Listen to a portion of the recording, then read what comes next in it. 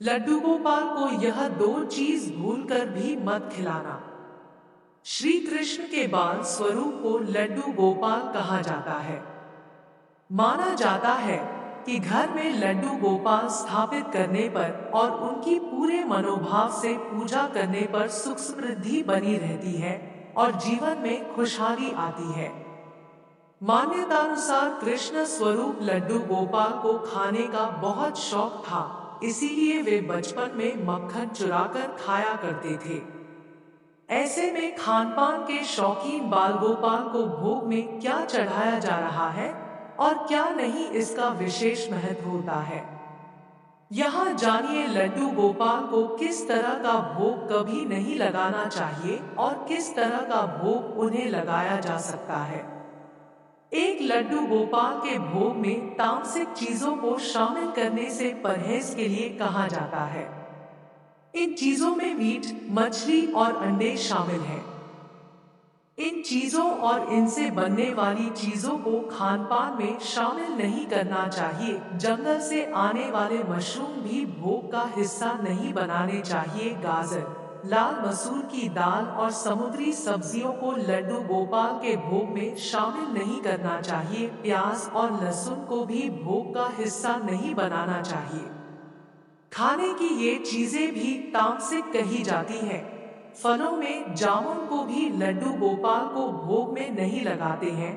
श्री कृष्ण के भोग के लिए जामुन को अच्छा नहीं माना जाता है। लड्डू गोपाल के भोग में दूध और दूध से बनी चीजों को शामिल किया जा सकता है। दही, मक्खन और मलाई भी भोग में डाले जा सकते हैं। सात्विक चीजों को भोग का हिस्सा बनाया जा सकता है। लड्डू गोपाल के भोग में खीर, मिश्री और हलवा भी शामिल किए जा सकते हैं। खोए से बनने वाले पकवान और मिठाइयाँ लड्डू गोपाल को प्रिय होते हैं। सबसे पहले सुबह उठते ही लड्डू गोपाल को भोग लगाना चाहिए। सुबह को उठकर 6 से 7 बजे के मध्य सबसे पहले घंटी या फिर लयबद्ध तरीके से ताली बजाते हुए लड्डू गोपाल को जगाना चाहिए। फिर इसके बाद उन्हें दूध पिलाना चाहिए। भोग लगाए हुए दूध को पी सकते हैं या फिर चाय में बनाने में उपयोग कर ले। पहला भोग सुबह उठते ही लगाना होता है, तो बिना स्नान किए मुंह हाथ धोकर भी लगा सकते हैं। लेकिन इस बात का ध्यान रखें कि आप अपवित्र न हो। इसके कुछ समय बाद स्वयं स्नान करें और उसके बाद लड्डू गोपाल को स्नान करवाने के बाद उन्हें स्वच्छ वस्त्र पहनाएं और तिलक करने के बाद दूसरा भोग लगाएं। इस भोग में प्रतिदिन उन्हें दही अवश्य अर्पित करना चाहिए।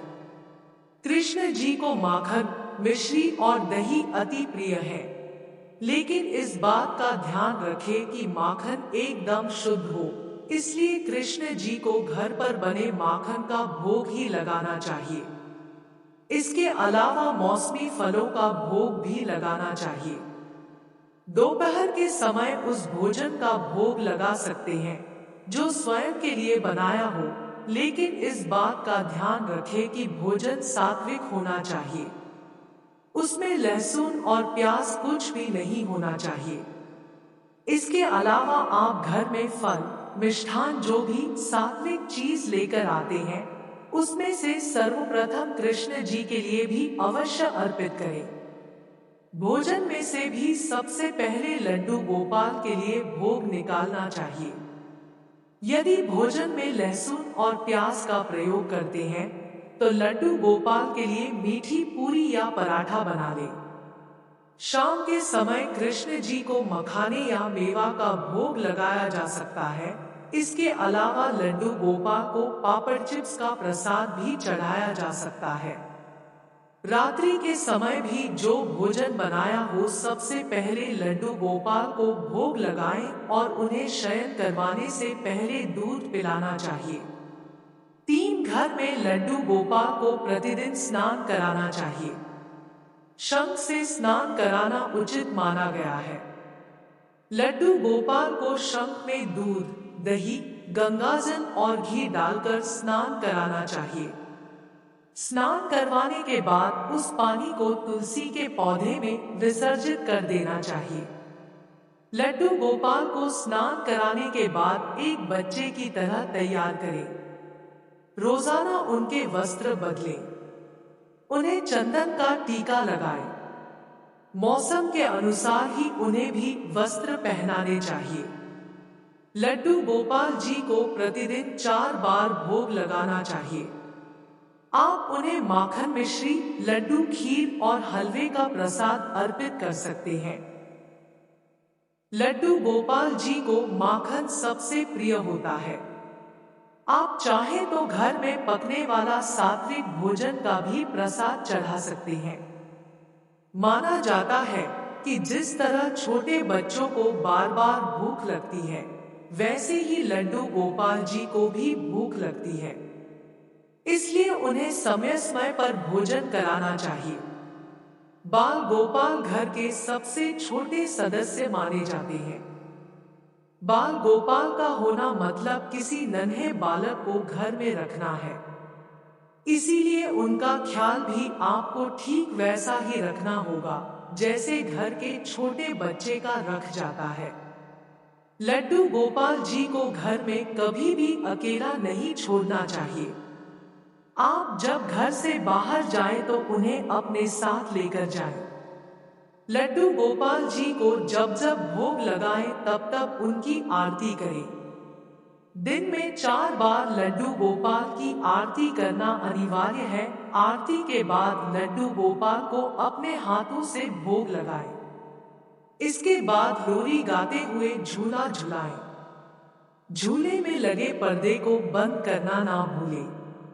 रात को बाल गोपाल को सुलाने के बाद ही सोएं।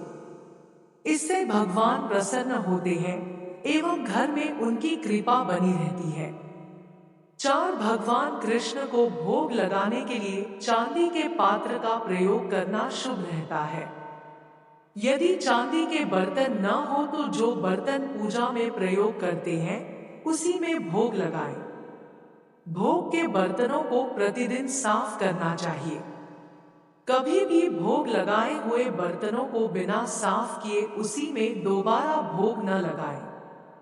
लड्डू गोपाल को चढ़ाए जाने वाले जल और भोग में तुलसी का प्रयोग भी करना चाहिए। लड्डू गोपाल को भोग लगाने के पश्चात भोग को कुछ देर वहीं रख दे और पर्दा डाल दे। पर्दा डालने के बाद ताली बजाकर या फिर घंटी बजाते हुए आनंद के साथ लड्डू गोपाल से भोग लगाने का आग्रह करना चाहिए। अगर आप अपने घर में लड्डू गोपाल रख रहे हैं तो उनका एक छोटे बच्चे की तरह देखभाल करें। इस बात का खास ध्यान रहे कि उन्हें कभी अकेला न छोड़ें। अगर किसी स्थिति में अगर आप कहीं घर से कहीं बाहर जा रही हैं तो लड्डू गोपाल को अपने साथ लेकर ही जाएं। अगर आपके घर में लड्डू गोपाल है तो आपको उन्हें रोजाना शंख में जल भरकर ही स्नान कराना चाहिए। फिर उनको साफ सुथरे वस्त्र ही पहनाने चाहिए। कहा जाता है कि शंख में मां लक्ष्मी वास करती है। ऐसे में लड्डू गोपाल के स्नान के बाद शंख के जल को तुलसी में चढ़ा दे। धार्मिक मान्यताओं के अनुसार लड्डू गोपाल श्रृंगार करना बेहद पसंद करते हैं। ऐसे में लड्डू गोपाल को रोजाना स्नान और सुंदर वस्त्र पहनाकर, चंदन का टीका और आभूषण पहनाकर श्रृंगार करें। ध्यान रहे कि उनको मोर पंख वाला मुकुट भी पहनाना है। 5 जब किसी व्यक्ति को सपने में लड्डू गोपाल के दर्शन होते हैं तो यह इस बात की ओर इशारा करना है कि उसके घर में जल्द ही खुशियों का आगमन होने वाला है।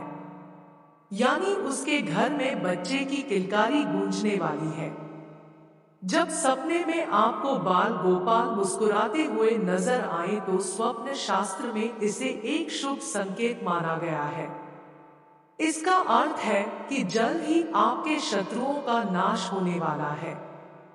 लेकिन अगर आप सपने में लड्डू गोपाल को गुस्से में देखते हैं तो यह एक अशुभ संकेत माना जाता है, जिसका अर्थ है कि पूजा अर्चना में आपसे कोई भूल हुई है या कोई कमी रह गई है जिसे सुधारने की जरूरत है। अगर किसी व्यक्ति को सपने में लड्डू गोपाल पालने में झूलते हुए दिखाई देते हैं, तो यह एक शुभ संकेत माना गया है। इस सपने का अर्थ है कि उस व्यक्ति को कार्य में सफलता मिलने वाली है। अगर किसी बीमार व्यक्ति को सपने में लड्डू गोपाल के दर्शन होते हैं, तो यह शुभ संकेत होता है। दरअसल ऐसे सपने का अर्थ है कि उसे अपनी बीमारी से जल्द ही छुटकारा मिलने वाला है, वह जल्द स्वस्थ हो जाएगा।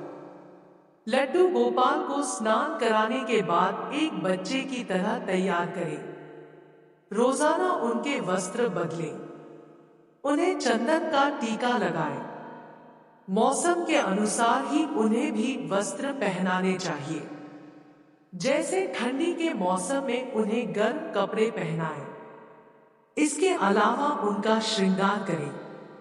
उनके कान की बाली, कलाई में कड़ा, हाथों में बांसुरी और मोरपंख जरूर होना चाहिए। आरती के बाद लड्डू गोपाल को अपने हाथों से भोग लगाएं।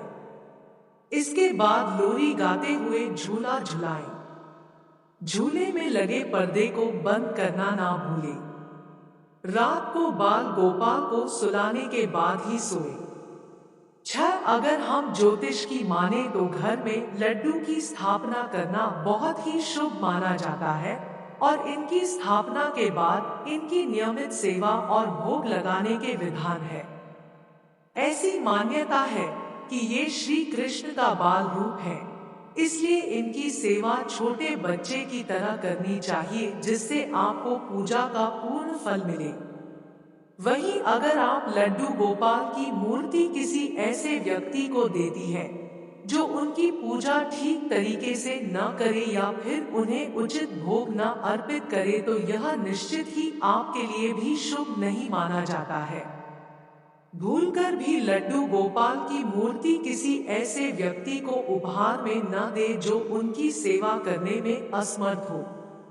इसके साथ ही आपको लड्डू गोपाल को ऐसी जगह भी नहीं देना चाहिए जहां मांसमदिरा का सेवन होता हो या फिर तामसिक आहार बनता हो। ऐसे घर में लड्डू गोपाल गिफ्ट करने से उनका अपमान होता है। यदि आपने अपने घर के मंदिर में लड्डू गोपाल की स्थापना की है, तब आप उन्हें किसी भी परिस्थिति में किसी दूसरे को नहीं देने चाहिए। दरअसल जब हम घर के मंदिर में कृष्ण जी के बाल स्वरूप की स्थापना करते हैं, तब उन्हें किसी दूसरे के घर भेजना अपनों प्रतिष्ठा को नुकसान पहुंचाने जैसा होता है। दरअसल किसी भी मूर्ति की स्थापना करते समय उसकी प्राण प्रतिष्ठा की जाती है और उसमें भगवान के प्रवेश का आवाहन किया जाता है। इसलिए अपने घर में स्थापित कोई भी मूर्ति किसी अन्य को न देने की सलाह दी जाती है। प्राण प्रतिष्ठित किसी भी मूर्ति को उपहार में देने से बचें। हालांकि ऐसा हमेशा जरूरी नहीं है कि लड्डू गोपाल किसी को भी उपहार में नहीं देने चाहिए। कुछ परिस्थितियों में इन्हें आशीर्वाद स्वरूप देना अच्छा माना जाता है। आप ऐसी महिला को लड्डू गोपाल की मूर्ति उपहार में दे सकते हैं जो जल्द ही मां बनने वाली हो। भावी मां को कान्हा जी उपहार में देकर आप होने वाले बच्चे को भी सकारात्मक ऊर्जा से भर सकते हैं। लड्डू गोपाल भगवान की सकारात्मक ऊर्जा मां और बच्चे दोनों के शरीर में उत्साह और आनंद भर देती है। यही नहीं, उन्हें नकारात्मक ऊर्जाओं और तनाव से भी बाहर निकलने में मदद मिलती है। आप लड्डू गोपाल किसी ऐसे व्यक्ति को भी उपहार में दे सकते हैं जो कृष्ण जी का भक्त हो और लड्डू गोपाल की सेवा की इच्छा रखता हो। यदि आप बेटी की शादी कर रही है और बेटी लड्डू गोपाल की सेवा करती है, तो आप उसे भी उपहार में लड्डू गोपाल की मूर्ति दे सकती हैं। इससे उसका भावी जीवन सफल बनेगा और आने वाले समय में कोई समस्या नहीं होगी। आप जिसे भी लड्डू गोपाल की मूर्ति का उपहार दे रहे हैं, ध्यान रखें कि उससे लड्डू गोपाल की सेवा का आग्रह जरूर करें। अगर उपहार लेने वाले व्यक्ति को गोपाल की सेवा के नियम नहीं मालूम है, तो उन्हें इसके बारे में जरूर समझाएं और बताएं कि कैसे नियमित उन्हें स्नान कराना और भोग अर्पित करना है। लड्डू गोपाल को नियमित उस चीज का भोग लगता है जो आपके घर में सफाई से बानी हो, इसलिए रसोई में कोई तामसिक भोजन नहीं पकाना चाहिए। अगर आप भी किसी को उपहार में लड्डू गोपाल देना चाहती हैं, तो यह जरूर निश्चित करें कि जिसे उपहार दिया जा रहा है वो गोपाल की सेवा करने में समर्थ है भी अथवा नहीं। प्रिय दोस्तों, आज के वीडियो में बस इतना ही। हमारे द्वारा दी गई शास्त्रों अनुसार जानकारी आपको अच्छी लगी हो तो वीडियो को लाइक, शेयर एंड सब्सक्राइब और कमेंट बॉक्स में जय श्री राधे राधे अवश्य लिखें।